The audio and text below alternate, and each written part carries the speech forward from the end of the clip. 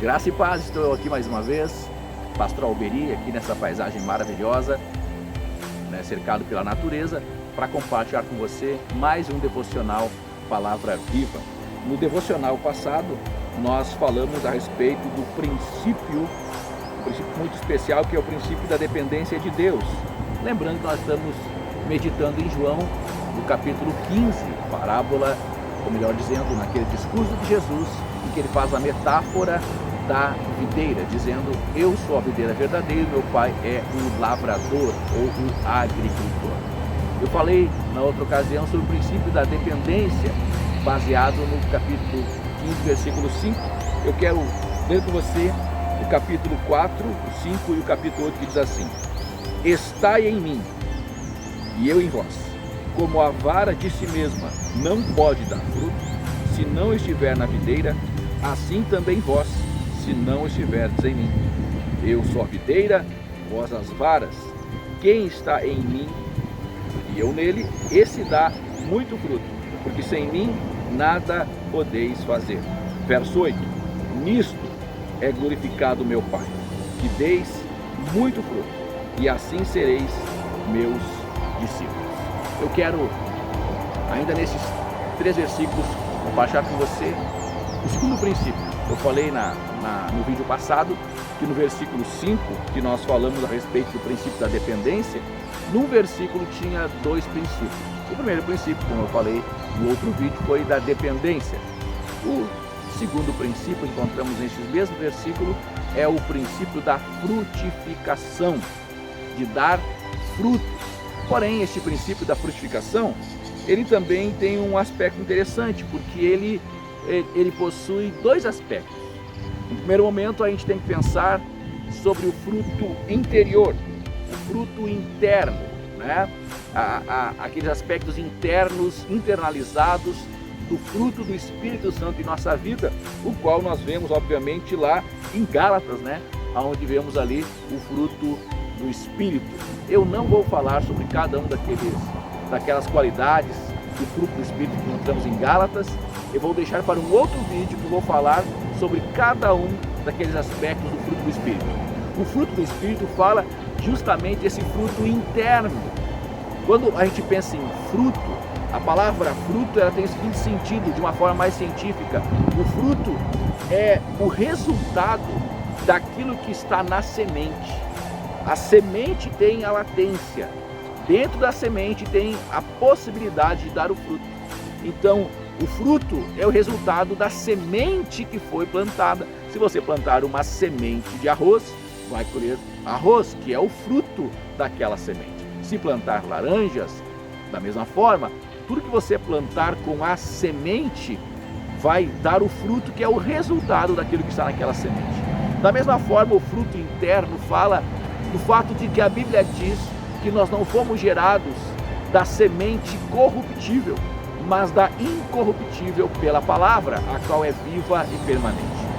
A palavra de Deus nos foi pregada, e o apóstolo Pedro fala que esta palavra é como uma semente, e essa semente que foi plantada em nosso coração, ela vai germinar e ela vai dar frutos, ou seja, o fruto é o resultado daquilo que a semente contém.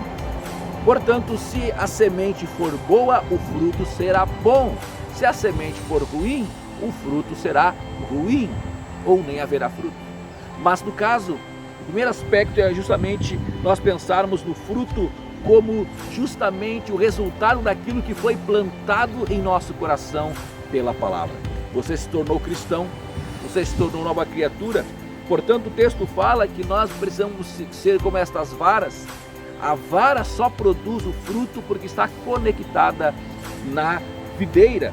João 15,16 diz assim: não me escolhestes vós a mim, mas eu vos escolhi a vós e vos nomeei para que vades e deis fruto, e o vosso fruto permaneça, a fim de que tudo quanto em meu nome pedirdes ao Pai, Ele vô-lo conceda. Romanos 7,4 também fala assim: assim, meus irmãos, também vós estáis mortos para a lei, pelo corpo de Cristo, mas para que sejais de outro, aquele que ressuscitou dentre os mortos. a fim de que demos fruto para Deus. Que coisa tremenda! A palavra fruto, aqui traduzida no grego, vem da palavra karpos, que significa maturação, efeito, resultado, produto. Ou seja, o fruto é o resultado do que aquilo que a semente produz, como já mencionei. Mas é interessante que a palavra hebraica para fruto, ela é escrita a partir de 3 letras do hebraico.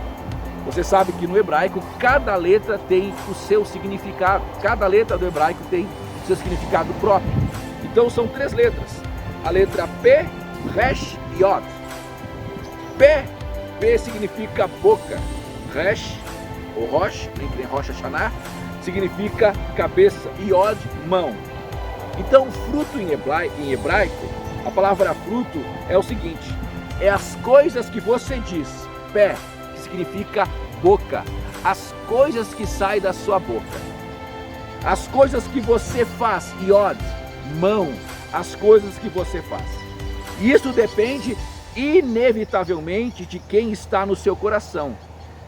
Resh ou Rosh, cabeça, né, que significa a pessoa importante, aquele que lidera. Então lembrando que as letras de fora são o corpo, e a letra do meio é o coração. Olha só que interessante. Então, o que está no seu coração é externado pelo seu corpo. Geralmente julgamos que vemos do lado de fora, mas Deus, somente Ele, pode ver o que realmente vai dentro do nosso coração. A letra Resh em hebraico é uma das descrições do Messias. Ele é o cabeça. Se Yeshua, o Messias, é o seu cabeça, então tudo que você diz, tudo que você faz, vai basear-se nele, porque ele é o que se encontra em seu coração. Que coisa tremenda, que coisa maravilhosa. A palavra fruto no hebraico tem todo esse simbolismo. Aquilo que você fala, aquilo que você faz e aquilo que está no seu coração. Quem está no seu coração? Quem é o seu cabeça? É o Messias? É Yeshua? É Deus que é o seu cabeça, o seu líder? Aquele que está no seu coração? Então, os seus frutos serão bons. Os frutos que você vai realmente externalizar, que vão se manifestar, vai ser o resultado daquilo que está no seu coração. É isso que o texto diz.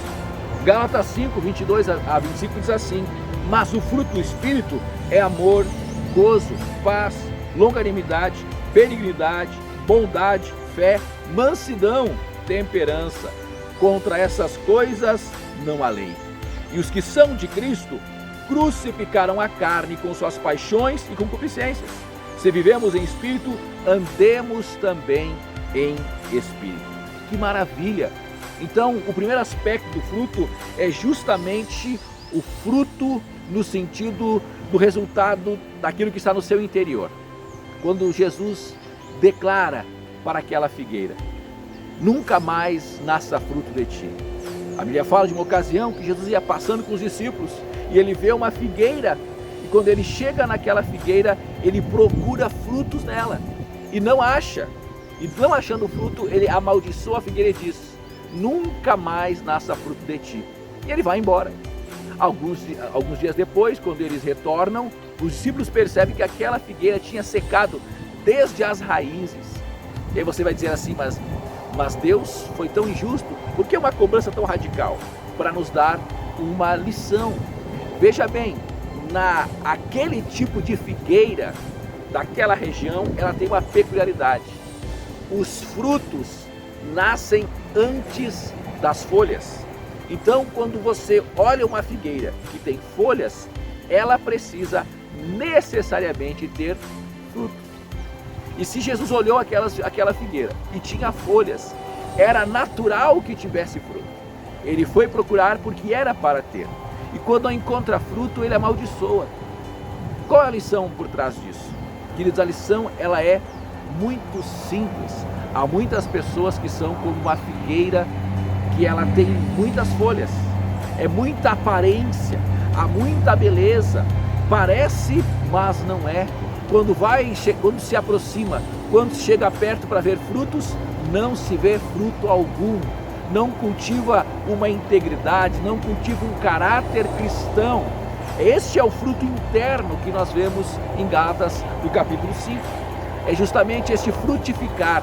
Então, o primeiro fruto que nós encontramos na Bíblia, ou o primeiro aspecto da frutificação, são os frutos internos.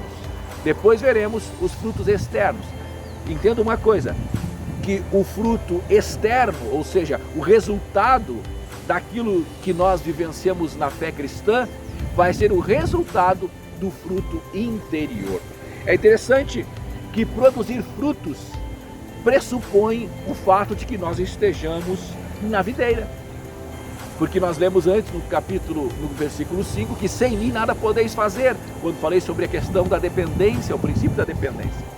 Então, para que nós possamos produzir frutos, nós então precisamos estar na videira.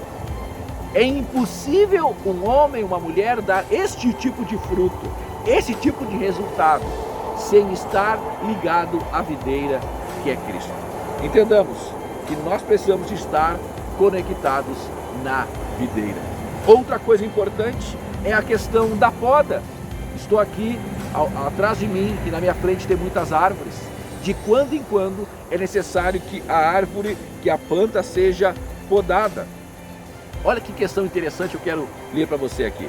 Uma planta, para dar frutos, necessita ser podada de tempos em tempos. Poda em paisagismo e jardinagem é a prática de remover partes doentes, não produtivas ou também partes indesejadas de uma planta. A proposta da poda é dar forma à planta, controlando ou direcionando o crescimento dela, mantendo a sua saúde ou aumentando o rendimento e qualidade das flores e frutos. A poda correta é mais uma habilidade como uma arte, uma vez que a poda mal feita pode causar doença ou crescimento de maneiras indesejáveis. Olha só que coisa interessante. A poda genuína, ela é uma habilidade como uma arte, porque dá forma, dá realmente beleza. Quem faz isso? O próprio Deus. O texto diz que a árvore que não dá fruto, ele corta, ele poda, ele limpa para que dê mais frutos ainda. Que Deus abençoe você, que eu e você entendamos que nós precisamos frutificar. O princípio da frutificação. Você precisa frutificar. Falamos agora sobre os frutos internos.